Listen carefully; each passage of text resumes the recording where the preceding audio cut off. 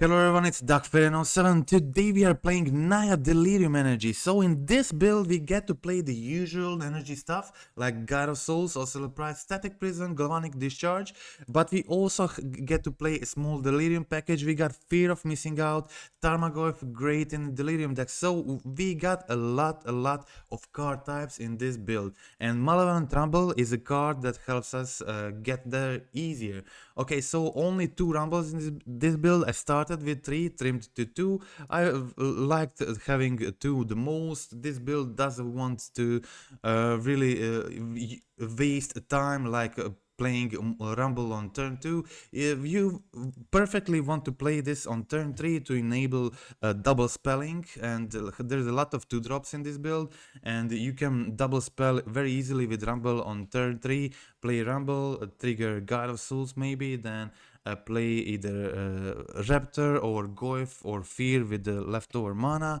That works very happy with that, works very well. Okay, so what are the cool things you can do in this build? So let's go through it. I think the coolest thing you can do is give flying to Tarmogoyf with God of Souls, and that is incredible feature of this deck and the thing that wins a lot of games.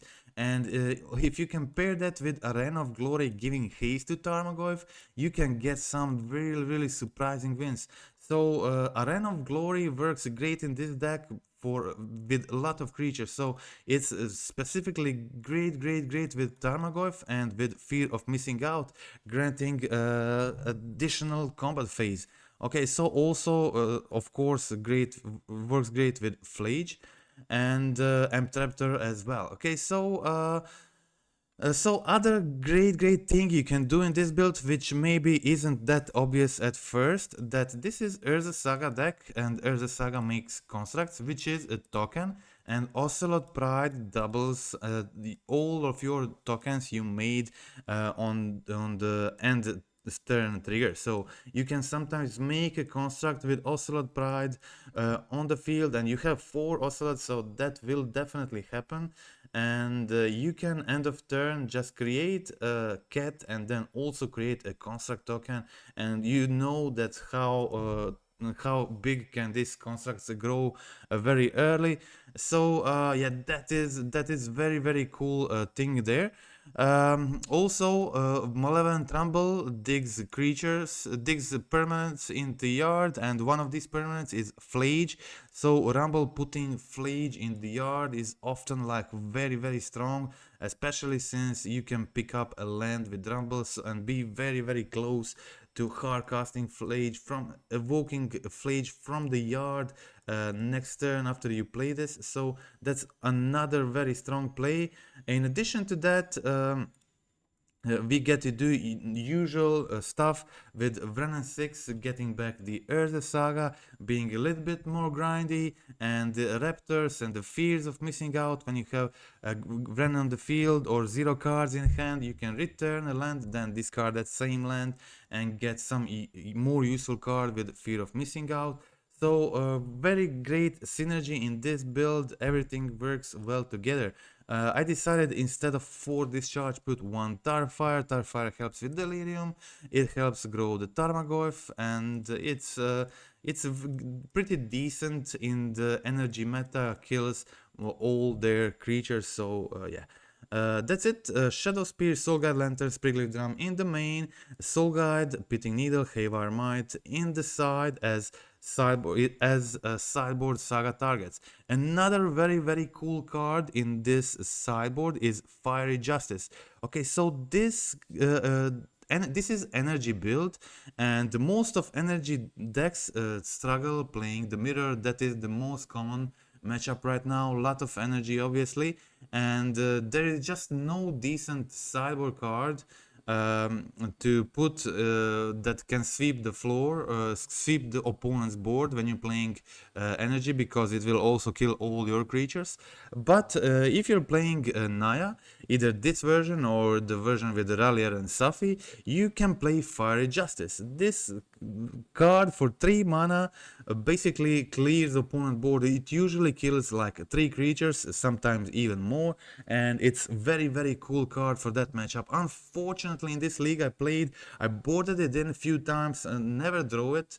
But yeah, the card is just super good when you're playing energy mirrors. It can kill almost their entire board. Often it just works great. Okay, so on the sideboard also got Boseiju, three Charmals. These cards are great when you're playing against Eldrazi or Tron. Sun Cleanser also there as additional hate for energy decks. And we got some Urza Saga tutor targets, especially Soul Guide Lantern, Pitting Needle, Haywire Mites, all very important pieces. As you will see in the league I played, the most boarded cards are definitely these tutor saga tutor targets. So yeah, that's it. Thanks to the Urza Saga, I was able to get the trophy. If I played the regular energy, I don't think I would be able to get it this one.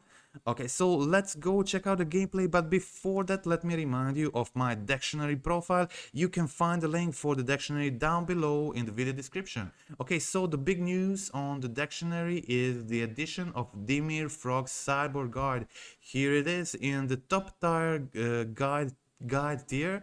Now also comes with Dimir Frogtide or Dimir Froculus Cyborg Guide. Okay, in this tier additionally there is this new big tips and tricks article Energy and Zoo from last week. So 5,500 words on Energy and Zoo, my most important thoughts and some tips when playing these matchups against most common decks right now. Okay, so in the medium tier remains the Domain Zoo Cyber Guide, Mardu Energy Cyber Guide, both recently just updated last week, and Mardu Bombardment Cyber Guide updated last month. Okay, so there are 4 very fresh cyber guides in these on my dictionary. These 3 in medium tier, this in guide tier, together with new tips and tricks articles. So that is it. Let's go now check out the gameplay. Okay, so I got the trophy in this one, and the performance was from the deck was great. We will now check out the entire league, see how it went. Okay, so had to this was a one lander. Usually I mulligan the one landers, but in this deck I play 23 lands and I was playing second, and I also had a fetch to go for the surveil. So I decided I have like 3 looks and I'll try to keep it, but I wasn't, I didn't get it, so it was a big mistake, so I immediately conceded. Let's check out the next 2 games. I needed to win the next 2, so made things a bit harder for me here. Okay, so my first hand in game 2 was decent. I immediately parlored the Saga in the graveyard, which means my Goyf is a 2-3 and yeah, can be killed with something like Bolt if they have that. But yeah, they obviously just Dimir Frog, so the usual build. Here I try to go for the Vren and 6. My opponent has Counterspell, counters the Vren, but I get to play the Saga from my hand, so I'm still good. Here I decide to make a risky play. Opponent plays the Psychic Frog from their hand, and I have 4 mana. So I have Discharge, I have Flage, and I don't have any other really plays. So what I can do here is just make a construct token, pass the turn, or another thing I can do here is just go with all the damage I have to Frog, make them discard their entire hand, but they decided against that and let their Frog die. That was good news for me. Opponent here decides to play another Frog and passes the turn. Okay, so yeah. Here I decide to make a construct. Yeah, not sure if that was a correct decision. I could have went to play the Flage first, not making a construct, but I think yeah, Here my opponent discarded Oculus, unearthed it next turn, which was a problem for me. Definitely Oculus is not easy to deal with, and what I could do that turn was to play Flage, make them discard 2 more cards, and then save the Static Prison after I see what they do. Okay, so that was a possible play. If they just let me kill Frog, then maybe I could just save the Static Prison for Oculus. That is an option too. Okay, so here my opponent actually manifests a second Oculus with their first Oculus, now flips the second one and manifests twice on my turn. So, but opponent has 1 card in hand, and yeah. Okay, so here I go for the Raptor, find Pitting Needle. You may find Pitting Needle a bit weird here, but yeah, Pitting Needle is very good against Frog. It completely locks the Frog, they can't grow it, and it becomes an irrelevant creature. And yeah, as you can see here, I was able to kill one of the Oculus, which relieved the pressure they had. And I still have a good board, Earth Sagas, Flage, Constructs. Okay, so again, as you can see here, there is another Oculus. An opponent again manifests twice. So yeah, again I'm in trouble, but I have a pretty decent hand here. Okay, I go for another construct. My construct's now 5/5. This means I can attack with construct into Oculus. Okay, so I find a fear of missing out with my Rumble ability. I have full graveyard to cast a Flage again if needed next turn. Okay, so my opponent stays back with Oculus, but they can't get rid of the Flages, so that is game over. Okay, so that was game 2, so let's check out how the game 3 went. Okay, so game 3. Game 3 kept a decent hand, nothing crazy, but I have Soul Guides, I have Venom 6 Raptor, Guide, Ocelot Pride, so pretty strong hand. I decide to put Urza Saga in the yard. I really wanted to find like a green land in this situation or another white to be able to play Guide of Souls plus Ocelot Pride. And yeah, immediately I find the Heat, the card I was looking for, go for the Temple Garden, and I go for Guide of Souls plus Ocelot Pride, start gaining energy, gaining life, triggering Ocelot Pride, try to go wide and create blockers for Psychic Frog. This means they will have to exile cards from the yard to actually give flying to the Frog. Yeah, here my opponent plays a second Frog. Yeah, so now I had an option to go for the Raptor plus Soul Guide Lantern. Maybe that was a better play, but a riskier play since I don't know what Raptor is going to bring. Here I find put Urza Saga on the field. This means I have to wait 2 turns to get the target from the Urza Saga. And I have to take damage from the Psychic Frog. I don't want to let my God of Souls die, and that is a lot of cards. Here my opponent draws 2, kills the Venom 6. Def obviously big problem for me. But yeah, okay, so here I play a Springleaf Drum and pass the turn just waiting to create a construct token.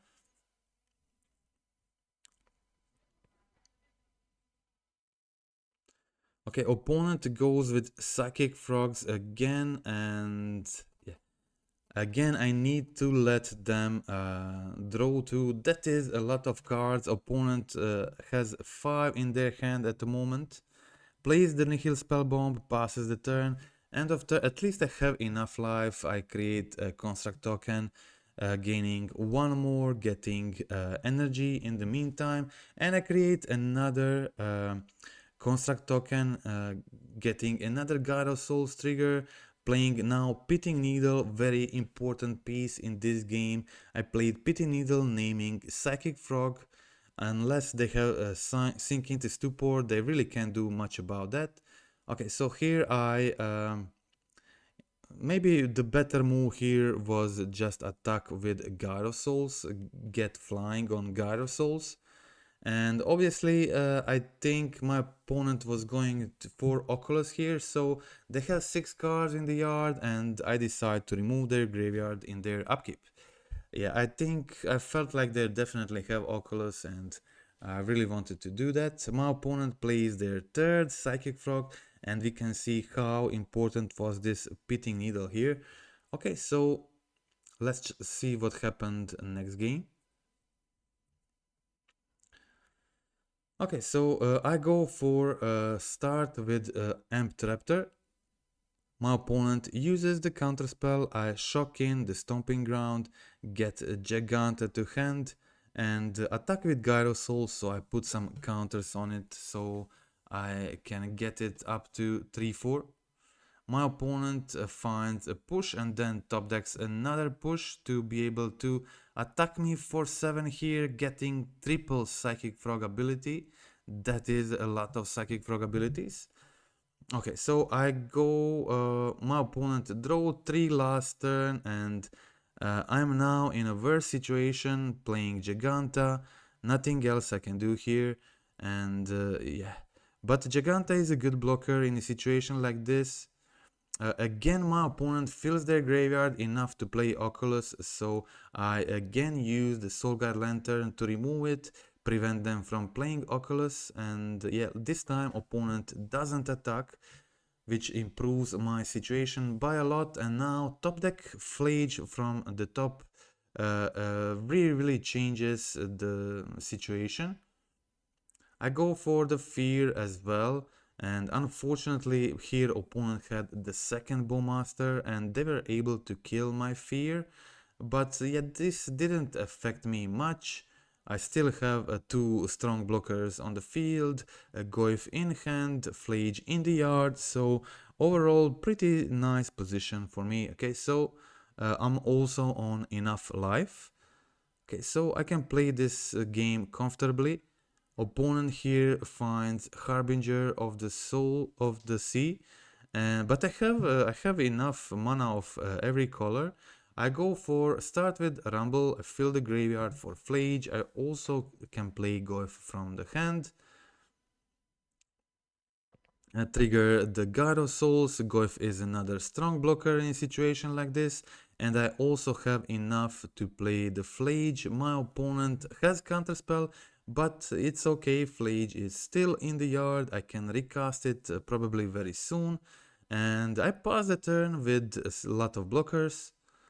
Goyf is 5-6 now, so opponent here attacks with double frog, so obviously I was right the entire time, and my opponent has the Oculus in hand, which is obvious in this situation when they attack with both frogs, which means if I let the frogs they draw a card, if I don't let the frogs they get to play the Oculus, and I think still blocking the frogs was the best option there.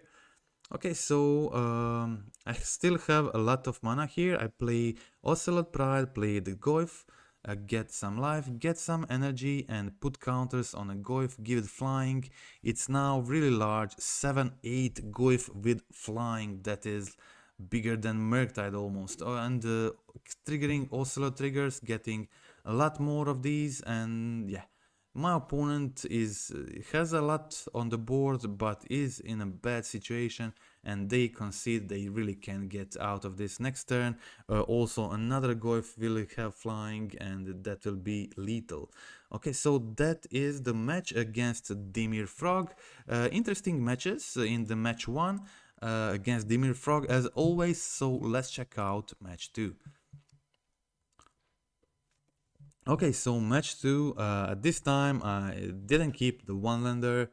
The hand wasn't as good as the one in the match 1. Okay, but here I was able to kill the Ragavan on turn 1, which is pretty important. Obviously my opponent was playing blue-red Murktide with fear of missing out. That is what the newer versions play.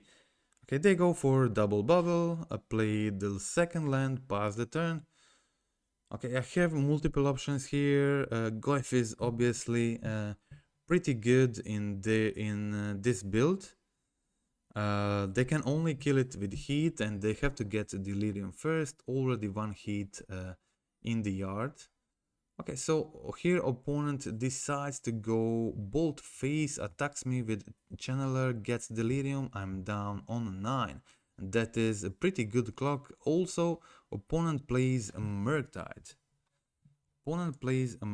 So, and also which makes my Goyf smaller than it was. And I try to dig with fear. Yeah, the big yeah. I was hoping to get the static prison here, then haste the fear and attack, give Goyf double combat, then try to raise them, but yeah, that ended up being a mistake, because if I had another mana on this turn, I would be able to probably survive a turn if I hit good with second raptor. So, but yeah. But still, it was a long shot, and I had an option here to try to raise them with Hasted Fear and by top decking Static Prison.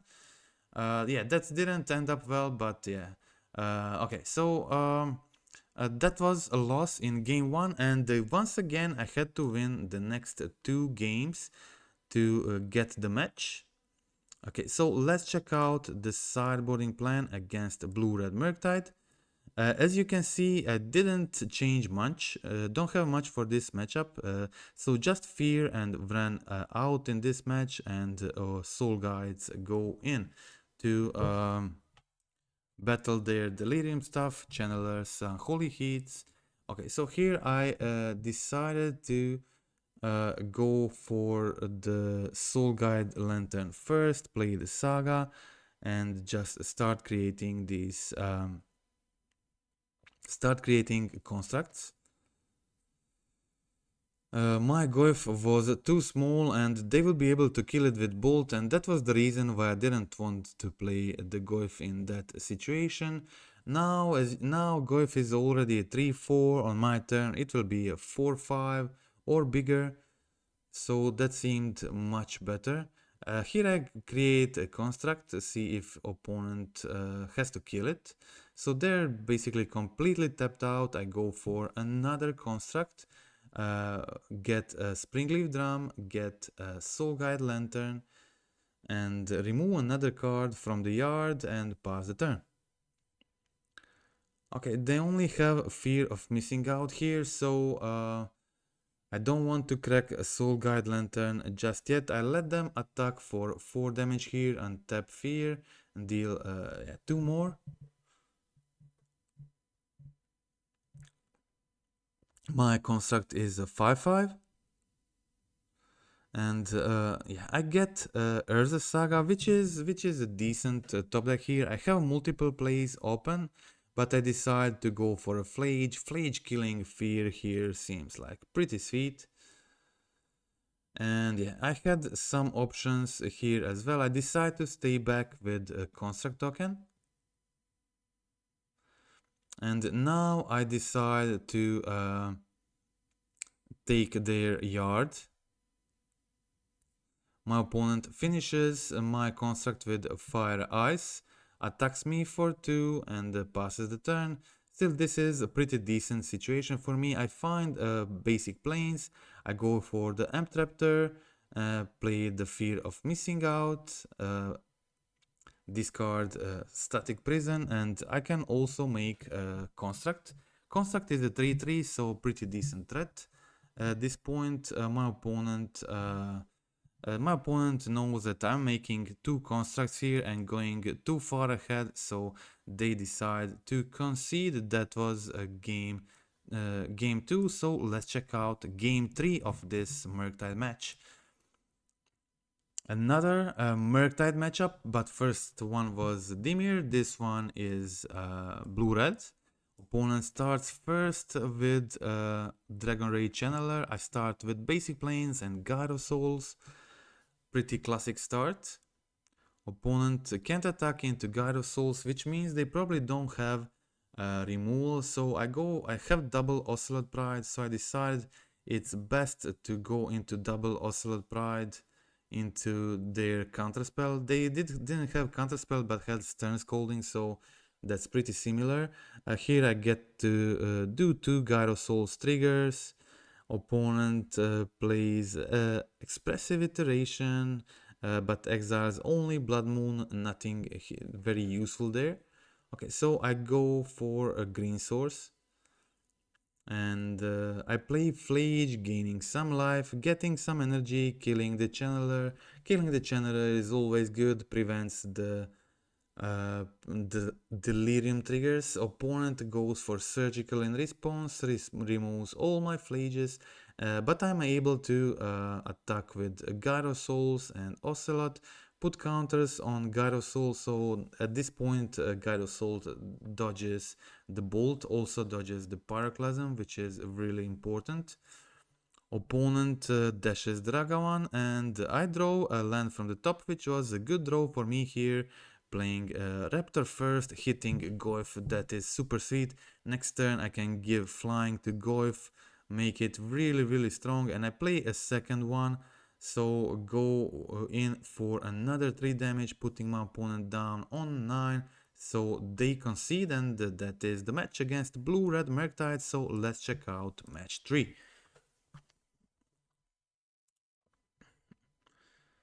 Okay, so in the match 3,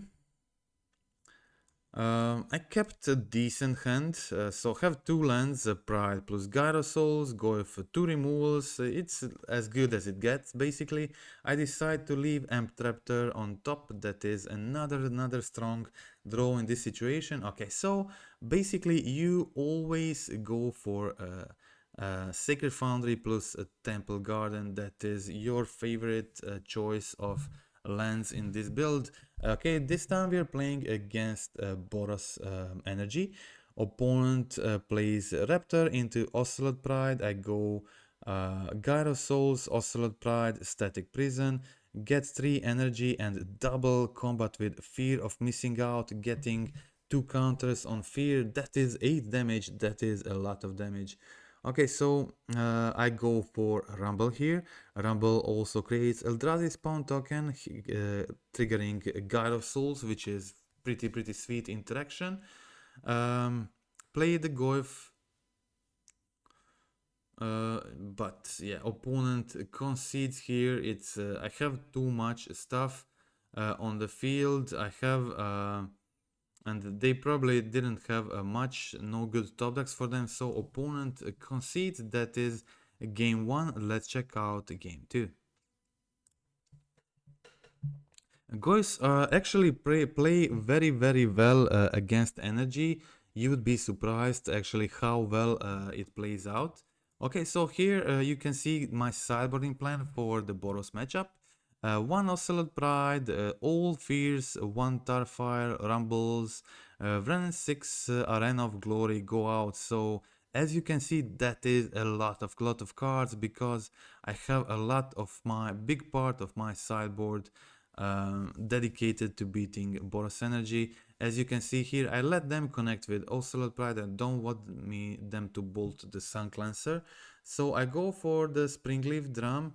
I kind of expected this, but I was okay if they go Bolt plus Bombardment, my Sun Cleanser, because I had option B here was playing Tarmogoyf.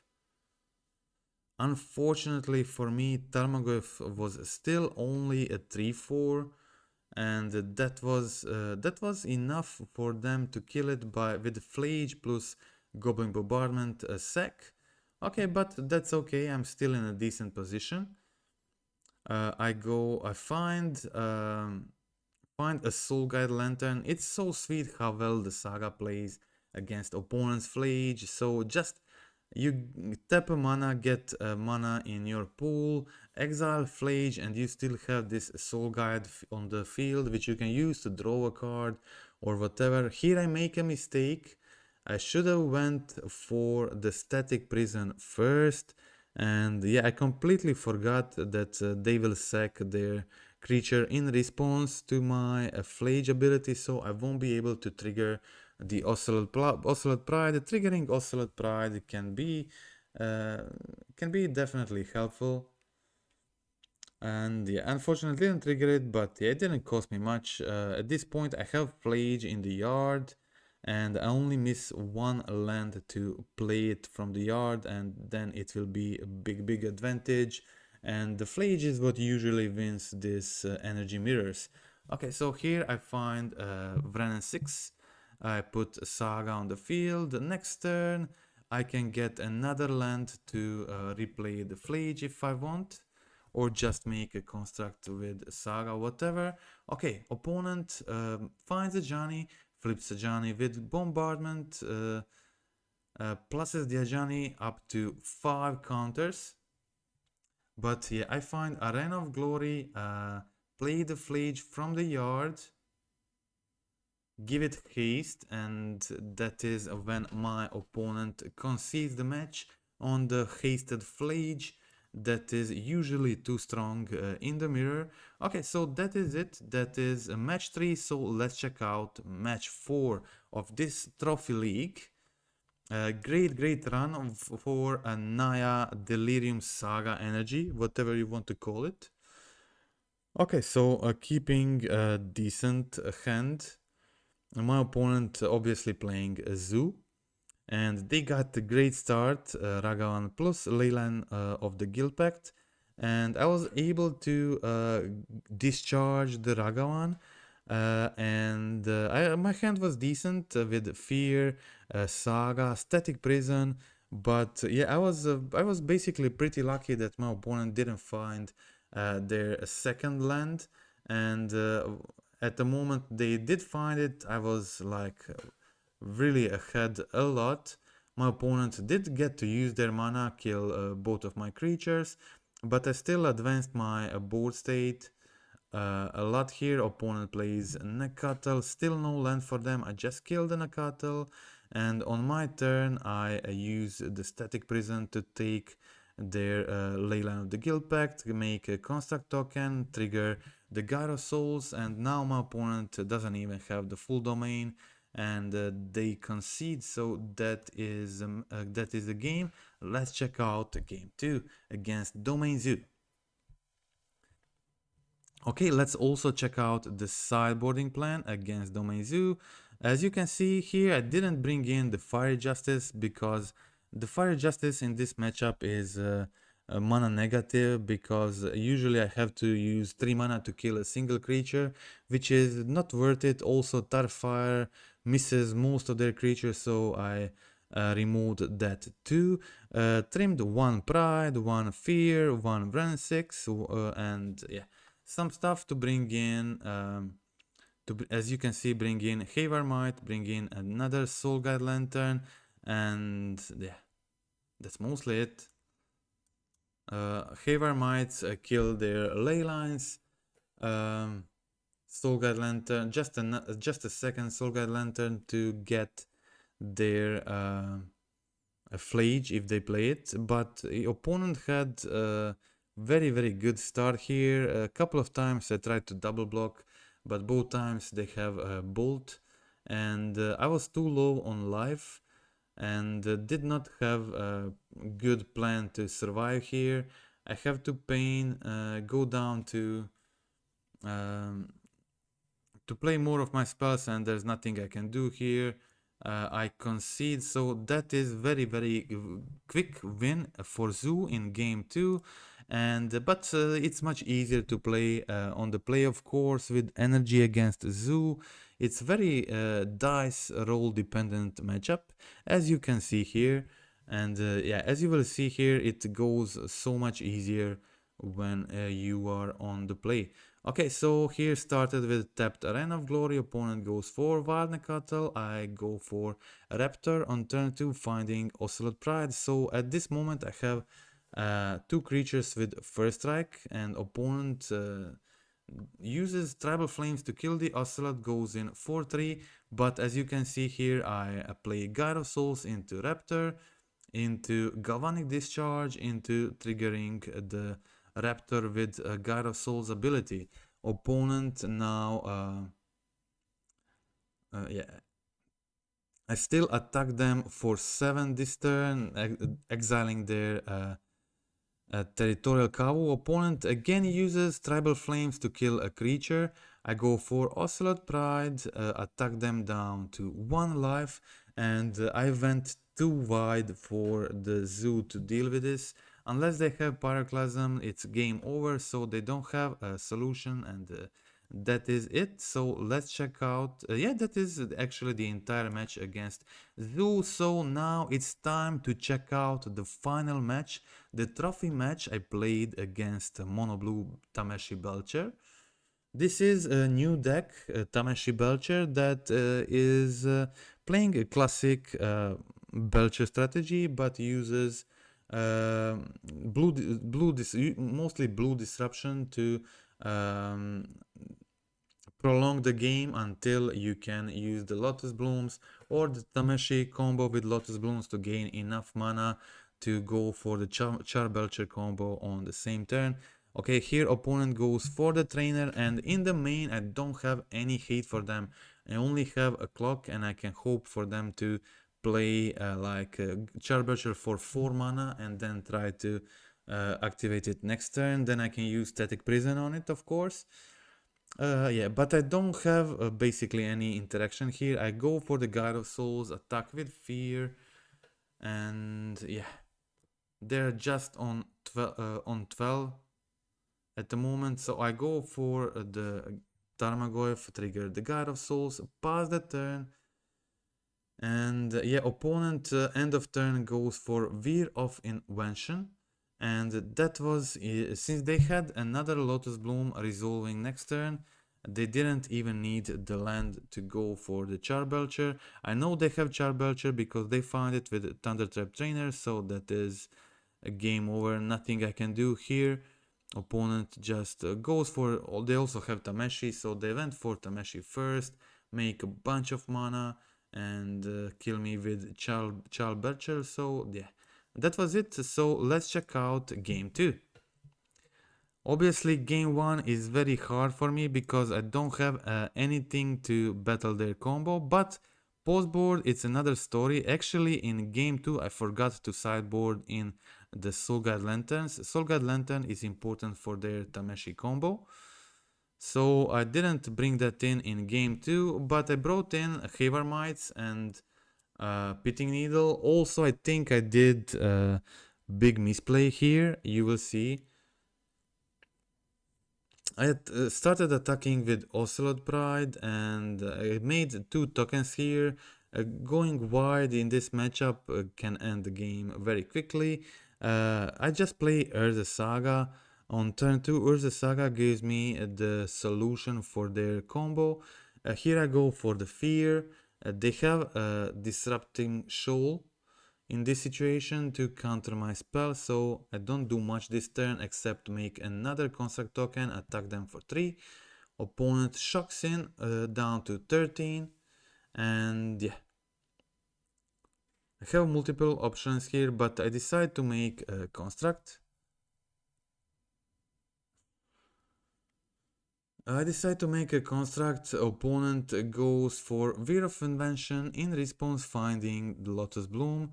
Then I go for the Havar Might, and for a second I completely brain farted here because I forgot they actually played the Tameshi combo, and there's no point in Havar Mighting the Lotus Bloom when they can just bring it back with Tameshi. So, but luckily to use Tameshi they have to have 1 spare mana, and they also have to have Tameshi. They only have 4 cards in hand, so without Lotus Bloom on the field they didn't have enough to do the thing. So opponent luckily concedes, but yeah, that was, I think, mistake. I should have gone for Pitting Needle and try to do it that way. Okay, so that's it, win in game 2. So let's check the last and final game of this league for the trophy with NAYA Delirium Energy or Saga Energy, whatever.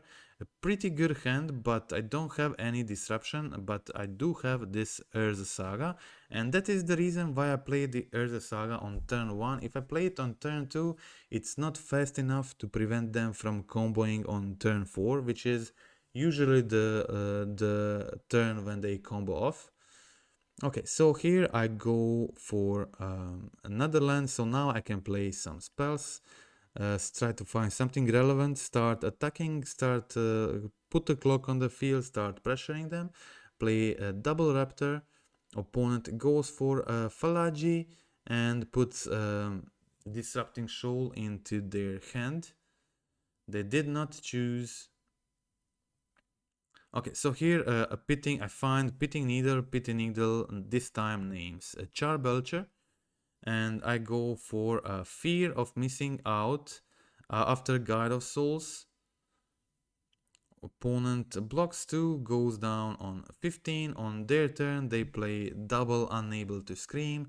Yeah, Unable to Scream is pretty important card in their deck for the aggro matchups. For 1 blue mana makes a creature 0-2 without abilities, and now they play Charbelcher, and I have Pitting Needle on the field, but I fear them having something like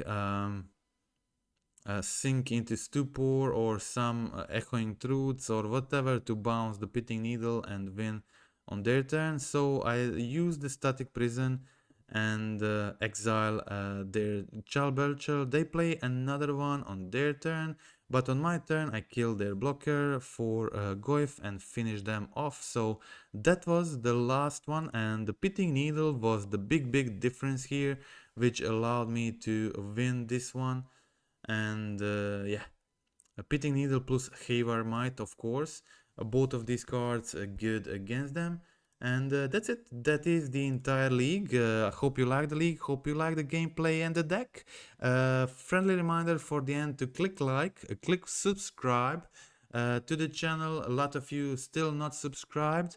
But recently we hit 4,000 subscribers on the YouTube.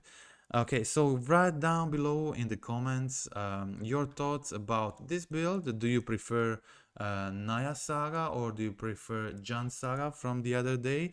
Jan Saga has more disruption in the means of Totsis or some postboard cards like Duress or whatever. Definitely this card can do a lot. Spells when you play aggressive creatures like Tarmogoyf, Nethergoyf, similar.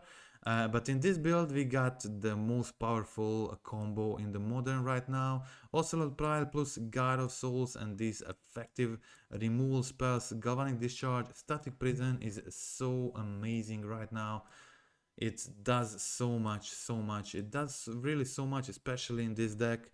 And also in this version, as I said, a lot of cool stuff happening, like Ocelot Pride copying constructs, Tarmogoyf getting flying from Guide of Souls, Rumble digging for Flage, Vren bringing back Urza Sagas, Fear of Missing Out, doubling combat on itself with flying or with Tarmogoyf, or Flage, even better.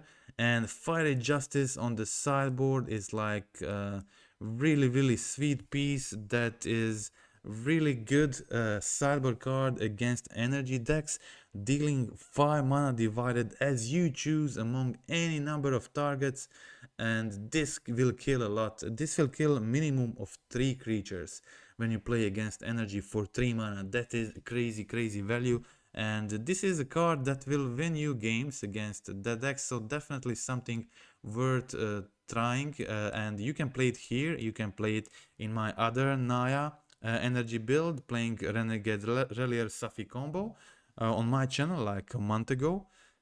So these are 2 very good options to play a Fiery Justice on the sideboard, and I guarantee you this card will be good against energy decks and other decks that play small creatures. Okay, so unfortunately in this league, when I boarded it in against Boras, didn't draw it. But yeah, okay, sometimes it's just a one match, you can draw it always. and still got the win in that match anyway. Was pretty fun league, some pretty close games, got the trophy in the end with this new brew, pretty sweet brew. And yeah, that's it for today. Thank you for watching this far and goodbye.